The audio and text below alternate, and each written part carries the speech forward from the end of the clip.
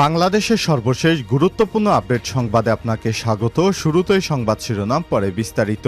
শুরুতেই জানিয়ে দিব দ্রুত সংস্কার এবং নির্বাচনের সংকল্প ডক্টর ইউনূসের। বাংলাদেশের অন্তর্বর্তীকালীন সরকারের প্রধান উপদেষ্টা অধ্যাপক ডক্টর মোহাম্মদ ইউনূস দ্রুত সংস্কার এবং নির্বাচন অনুষ্ঠানে দৃঢ় প্রত্যয় ব্যক্ত করেছেন। এরপর জানিয়ে দিব রাতে ঘোষণা দিয়ে দুই পক্ষের মধ্যে সংঘর্ষ, আগুনে পড়ল 50 বাড়ি। কারো পুড়েছে বাড়ি, কারো ভেঙেছে ফ্রিজ সহ আসবাবপত্র। এভাবে 50টি বাড়িঘর ভাঙচুর করে আগুন চালিয়ে বশীভূত করা হয়েছে। এদের বেশিরভাগই 3 বেলা খাওয়া হয়নি। গত শনিবার থেকে নিজেদের বাড়ি হারিয়ে থাকছেন অন্যের বাড়িতে। সাংবাদিক এসেছে শুনে কাঁদতে কাঁদতে পোড়া বাড়ির উঠোনে দাঁড়িয়ে অভিযোগ করছেন তারা। নড়াইলের কালিয়ায় উপজেলার খাসিয়াল বাজারে কিছু ভাঙচুরের ছবি পাওয়া গেল। এ বিষয়ে গুরুত্বপূর্ণ সংবাদ জানাবো, বন্ধুরা সঙ্গেই থাকুন। এবারে জানাবো রংপুর বিভাগের বন্যা কবলিত মানুষের পাশে দাঁড়াবে বৈষম্য বিরোধী ছাত্র আন্দোলন। ভারত থেকে তিস্তার বাঁধ খুলে দেয় রংপুরে বন্যা হয়েছে। রংপুর বিভাগে বন্যা কবলিত মানুষের পাশে দাঁড়ানোর জন্য প্রাথমিক পর্যায়ে আলোচনা চূড়ান্ত করেছে বৈষম্য বিরোধী ছাত্র আন্দোলন। আজ এই কথা জানিয়েছে সমন্বয়ক আব্দুল কাদির। তিনি বলেছেন, স্থানীয় প্রশাসনের কাছে পর্যাপ্ত পরিমাণে শুকনো এবং ভারী খাবার, চাল, ডাল, তেল ইত্যাদি সামগ্রী রয়েছে। সেগুলো বিতরণ করার ক্ষেত্রে ছাত্র প্রতিনিধি এবং স্থানীয় প্রশাসন সমন্বয়করা কাজ করবে। পাশাপাশি ঢাকা থেকে শিক্ষার্থীরা নতুন করে ত্রাণ কার্যক্রম চালু করবে, যেমনটা তারা নোয়াখালী বন্যা কবলিত এলাকায় ত্রাণ কার্যক্রম করেছিল, সেভাবেই তারা রংপুরের মানুষের পাশে দাঁড়াবে। এবারে জানাবো ৯১,০০০ কোটি টাকা ঋণ নবায়ন স্বৈরাচারের শেষ বছর। শেখ হাসিনা পালিয়ে যাবার বছর অর্থাৎ এই বছরে ৯১,০০০ কোটি টাকার খেলাপি ঋণ নবায়ন করেছে শেখ হাসিনা। এতে বাংলাদেশের অর্থনীতি ব্যাপক হারে ধ্বংসের মুখে পড়েছে। নিত্য প্রয়োজনীয় জিনিসপত্রের দাম বৃদ্ধি পেয়েছে, মানুষের দৈনন্দিন কার্যক্রম ব্যাহত হচ্ছে। কোটি কোটি টাকা ঋণ করেছে নতুন বছরেও। শেখ হাসিনা পালিয়ে যাবার বছর সর্বমোট ৯১,০০০ কোটি টাকার ঋণ করে গেছে। এই টাকা এখন আমাদের সুদ সমেত দাতা সংস্থাকে ফেরত দিতে হবে। জানাবো যৌথ বাহিনীর অভিযানে সাবেক কৃষিমন্ত্রীর ভাই গ্রেপ্তার। মৌলভীবাজারে কমলগঞ্জ উপজেলার ১ নম্বর রহিমপুর ইউনিয়ন পরিষদের চেয়ারম্যান ও উপজেলা আওয়ামী লীগের যুগ্ম সাধারণ সম্পাদক ইফতেখার আহমেদ বদরুলকে গ্রেপ্তার করেছে যৌথ বাহিনী। এবং সর্বশেষ জানিয়ে দিব বিএনপির ভাবনায় জাতীয় কাউন্সিল। পরিবর্তিত রাজনৈতিক পরিস্থিতিতে এবার জাতীয় সম্মেলন কাউন্সিল নিয়ে ভাবছে বিএনপি। দলের গঠনতন্ত্র অনুযায়ী প্রতি ৩ বছর পর পর সম্মেলনের মাধ্যমে কেন্দ্রীয় নির্বাহী কমিটি নির্বাচন হওয়ার কথা। তবে প্রায় ৯ বছরেও কাউন্সিল করতে পারেনি দলটি। তৎকালীন ক্ষমতাসীন আওয়ামী লীগ দল ক্ষমতায় থাকার ফলে বিএনপির নেতাকর্মীরা কোনোরকম মিটিং করার সাহস পায়নি। তারা মিটিং করতে গেলে আওয়ামী লীগের নেতাকর্মীরা হামলা করতেন। এই ভয়ে তারা নিজেদের যান বাঁচাতে কখনো দলীয় কাউন্সিল করতে পারেনি। এবার শেখ হাসিনা পালিয়ে যাওয়ার পর বিএনপির নেতাকর্মীরা কাউন্সিল করলে দলের মধ্যে ব্যাপক পরিবর্তন আনার সিদ্ধান্ত নিয়েছে। প্রিয় দর্শক, এতক্ষণ শুনছিলেন সংবাদ শিরোনাম, এবারে বিস্তারিত। তবে তার আগে বন্ধুরা অনুরোধ থাকবে এই সংবাদটিতে একটি লাইক দিন। এই চ্যানেলে আপনি নতুন হয়ে থাকলে আমাদের সংবাদটি দেখতে দেখতে চ্যানেলটি সাবস্ক্রাইব করে রাখুন। কমেন্ট করে আপনার মূল্যবান মতামত জানিয়ে দিন বন্ধুরা, আপনি বিশ্বের কোন দেশ থেকে বা বাংলাদেশের কোন স্থান থেকে আমাদের সংবাদটি দেখছেন এবং শুনছেন। এবারে বিস্তারিত। দ্রুত সংস্কার এবং নির্বাচনের সংকল্প ডক্টর ইউনূসের।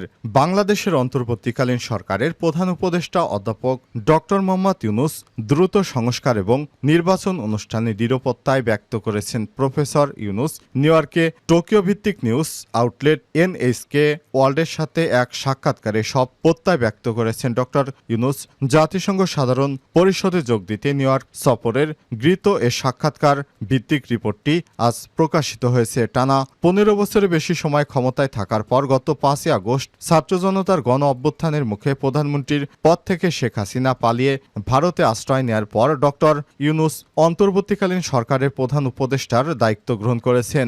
ডক্টর ইউনূস গ্রামীণ ব্যাংকের প্রতিষ্ঠাতা। এই ব্যাংকটির সুবিধাবঞ্চিত ব্যক্তিদের বিনা জমানতে ক্ষুদ্র ঋণ দিয়ে থাকেন তিনি এই ব্যাংক ২০০৬ সালে নোবেল শান্তি পুরস্কার জিতেছেন। সাক্ষাৎকারে ডক্টর ইউনূস বলেন, অন্তর্বর্তীকালীন সরকারের কাজ হচ্ছে যত দ্রুত সম্ভব সংস্কার করা এবং সরকার প্রস্তুত হলেই নির্বাচন অনুষ্ঠান গ্রহণ করা। তিনি বলেন, ব্যর্থতা এমন কিছু নয় যা আমরা মেনে নিতে পারি। হাসিনা সরকারের পতনের প্রধান ভূমিকা পালনকারী ছাত্রদের উল্লেখ করে ডক্টর ইউনূস বলেন, তরুণেরা তাদের জীবন দিয়েছে। তিনি এই ঘটনাকে বিপ্লব নামে অভিহিত করেছেন। তিনি নীতি নির্ধারণে তরুণ প্রজন্মকে অন্তর্ভুক্ত করার বিষয়ে তার অবস্থানের ইঙ্গিত দেন। প্রধান উপদেষ্টা বলেন, এই সংকটময় সময়ে বাংলাদেশ তার সবচেয়ে বড় দাতা জাপানের কাছ থেকে সহায়তার অপেক্ষায় রয়েছে। রাতে ঘোষণা দিয়ে সংঘর্ষে জড়ায় দুই পক্ষ। আগুনে পুড়ল 50 বাড়ি। কারো পুড়েছে বাড়ি, কারো ভেঙেছে ফ্রিজ, আসবাবপত্র, বাড়িঘর। সমস্ত কিছু হারিয়ে অনেকেই এখন দেউলিয়ার পথে। এদের বেশিরভাগই 3 বেলা খাওয়া হয়নি।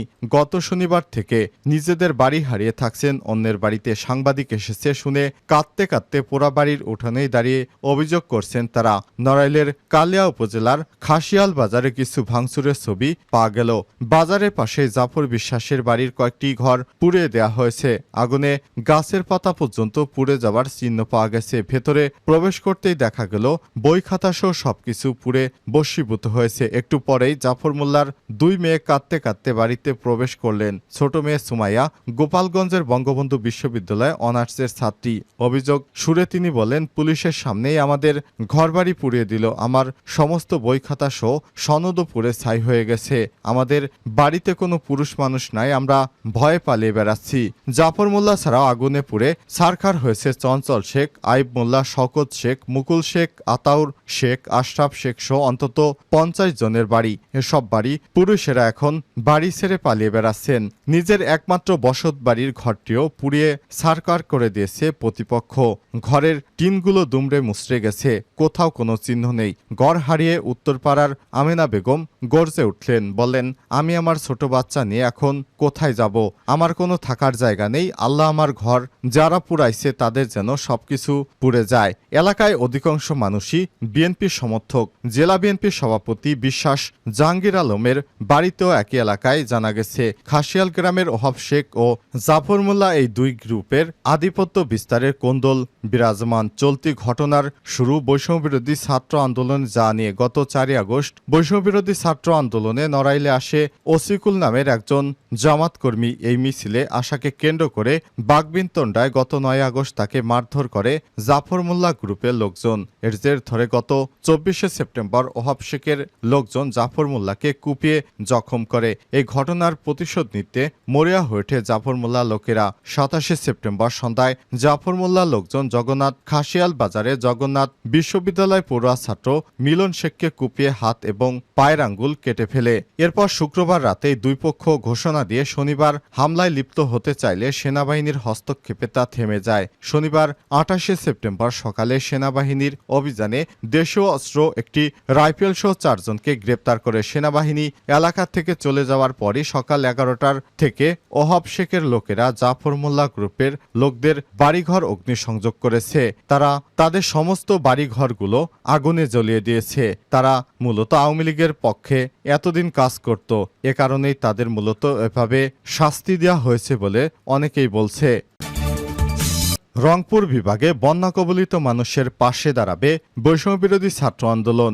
নতুন করে তিস্তায় পানি বৃদ্ধি পেয়ে রংপুরে বন্যা হয়েছে। ভারত থেকে বাঁধের পানি ছেড়ে দেয় বাংলাদেশে আবারও নতুন করে রংপুর বিভাগের 5টি জেলায় বন্যা হয়েছে। রংপুর বিভাগে বন্যা কবলিত মানুষের পাশে দাঁড়ানোর জন্য প্রাথমিক পর্যায়ে আলোচনার করে চূড়ান্ত সিদ্ধান্ত গ্রহণ করেছে বৈষম্যবিরোধী ছাত্র আন্দোলন। রোববার 29 সেপ্টেম্বর এসব কথা জানিয়েছে সমন্বয়ক আব্দুল কাদির। এ সময় তিনি বলেন, স্থানীয় প্রশাসনের কাছে পর্যাপ্ত পরিমাণ শুকনো এবং ভারী খাবার, চাল, ডাল, তেল ইত্যাদি সামগ্রী রয়েছে। সেগুলো বিতরণ করার ক্ষেত্রে ছাত্র প্রতিনিধি এবং স্থানীয় প্রশাসন সমন্বয় করে কাজ করবে। পাশাপাশি ঢাকাস্থ রংপুর বিভাগের শিক্ষার্থী এবং স্থানীয় পর্যায়ের শিক্ষার্থীদের সমন্বয়ে ছাত্র প্রতিনিধি গঠিত হবে। এ সময় তিনি আরো বলেন, দুর্যোগ ও ত্রাণ মন্ত্রণালয়ের সার্বিক সহায়তায় ত্রাণ কার্যক্রম প্রাথমিকভাবে শুরু হবে। প্রয়োজনে ইতিপূর্বে বৈষম্যবিরোধী ছাত্র আন্দোলনের পুনর্বাসন ফান্ডে জমা পড়া সহায়তার একটি অংশ দিয়ে ত্রাণ কার্যক্রম পরিচালনা করা হবে। সহায়তার বাকি অংশ পরবর্তীতে পূর্বাঞ্চলের পুনর্বাসনে ব্যয় করা হবে। 91,000 কোটি টাকার ঋণ নবায়ন, স্বৈরাচারের শেষ বছর। নীতিমালা শিথিল করে স্বৈরাচারী হাসিনা শেষ বছরে 91,000 কোটি টাকার খেলাপি ঋণ নবায়ন করেছে। এতে বিপুল পরিমাণ খেলাপি ঋণ নবায়ন এবং ব্যাংকিং খাতের ইতিহাসে আর কখনো হয়নি। এ সময় খেলাপি ঋণ আড়াল করার চিত্র ছিল চোখে পড়ার মতো। S Alam, Beximco, NASA group সহ হাসিনা সরকারের প্রধান অর্থের যোগানদাতা ব্যবসায়ীদের পূর্ণ নিয়ন্ত্রণে ছিল বাংলাদেশ ব্যাংকের উপর। তারা যখন ইচ্ছে সেভাবেই তারা নগদ টাকা ব্যাংক থেকে তুলে নিত। তাতে কোনো ব্যাংকই বাধা দিত না, বরঞ্চ বাংলাদেশ ব্যাংককে বাধ্য করা হয়েছিল এ সমস্ত ব্যবসায়ীদের হাতে দেশের জনগণের হাজার হাজার কোটি টাকা তুলে দিতে। ব্যবসায়ী গ্রুপগুলো গর্ব করে বলতো তাদের তদবিরে গভর্নর এবং ডেপুটি গভর্নর নিয়োগ দেওয়া হয়েছে, আর এ কারণেই তাদের ইচ্ছে অনুযায়ী নীতিমালা শিথিল করত বাংলাদেশ ব্যাংকের কিছু শীর্ষ পর্যায়ের কর্মকর্তারা। বাংলাদেশ ব্যাংকের সংশ্লিষ্টরা জানিয়েছেন, ব্যাংক খাতে কলঙ্ক এস আলম, তার পিএসসি আকিজউদ্দিন, বেক্সিমকো ও নাসা গ্রুপ সহ বেশ কয়েকটি ব্যবসায়ী গ্রুপকে বাঁচাতে আওয়ামী লীগ সরকারের আমলে চুক্তিভিত্তিক নিয়োগ পাওয়া একজন ডেপুটি গভর্নর সহ বেশ কয়েকজন উচ্চ পর্যায়ের কর্মকর্তারা সবসময় তৎপর থাকতেন এস আলম, আকিজউদ্দিনের বিরুদ্ধে যেন কোনো প্রকার পদক্ষেপ না নেওয়া হয় সেজন্য বাংলাদেশের আর্থিক গোয়েন্দা ইউনিট বিএফআইউর কিছু কর্মকর্তাকে রীতিমতো ধমক দেওয়া হয়েছে বলে সংশ্লিষ্ট সূত্র থেকে জানা গেছে। সংশ্লিষ্ট সূত্র জানিয়েছে, গত 5ই আগস্টের পর স্বৈরাচারী শেখ হাসিনা দেশ থেকে পালিয়ে গেলেও ব্যাংক খাত, বিশেষ করে বাংলাদেশ ব্যাংকের মতোই স্বৈরাচারের দোসরেরা এখনো ঘাপটি মেরে বসে আছে। কোন বিভাগে কি ধরনের কাজ হচ্ছে তা নিয়ে তারা সার্বক্ষণিক তদারকি করে থাকেন। এদের দ্রুত বাংলাদেশ ব্যাংক থেকে সরাতে না পারলে ব্যাংকের লুটেরাদের বিরুদ্ধে কঠোর কোনো পদক্ষেপ নেওয়া সম্ভব হবে না বলে জানিয়েছেন। গতকাল বাংলাদেশ ব্যাংক থেকে প্রকাশিত আর্থিক স্থিতিশীলতা প্রতিবেদন থেকে দেখা গিয়েছে, গত বছর শেষে ব্যাংক খাতে পুনঃতফসিলকৃত ঋণের স্থিতি দাঁড়িয়েছে 2,88,540 কোটি টাকা, যা ব্যাংকগুলোর বিতরণকৃত মোট ঋণের 18.75%। গত 5 বছরে তথ্য বিশ্লেষণ করে দেখা গেছে 2019 সালে ব্যাংকগুলো 52,370 কোটি টাকা ঋণ পুনঃতফসিল করে। পরের 15 বছর 2020 সালে পুনঃতফসিল কম হয়। ওই বছর খেলাপি ঋণ পুনঃতফসিল করা হয় 19,810 কোটি টাকা, 2021 সালে করা হয় 26,810 কোটি টাকা, 2022 সালে 63,720 কোটি টাকা এবং 2023 সালে 91,221 কোটি টাকা। অর্থাৎ 2022 সালের তুলনায় 2023 সালে পুনঃতফসিল ঋণ বেড়েছে 43.15%। সূত্রগুলো বলছে, নির্বাচনকে ঢাল হিসেবে ব্যবহার করে সে সময় বাছবিচার ছাড়াই বিপুল পরিমাণ খেলাপি ঋণ পুনঃতফসিল করেছিল হাসিনা। তাদের এমপি মন্ত্রীদের সুবিধা দিতেই এই কাজগুলো করেছিল, যাতে বিদেশে লক্ষ লক্ষ কোটি টাকা সরকার পাচার করতে পারে। তারই একটি অংশ হিসেবে এই জঘন্যতম কাজগুলো করত শেখ হাসিনা সরকার।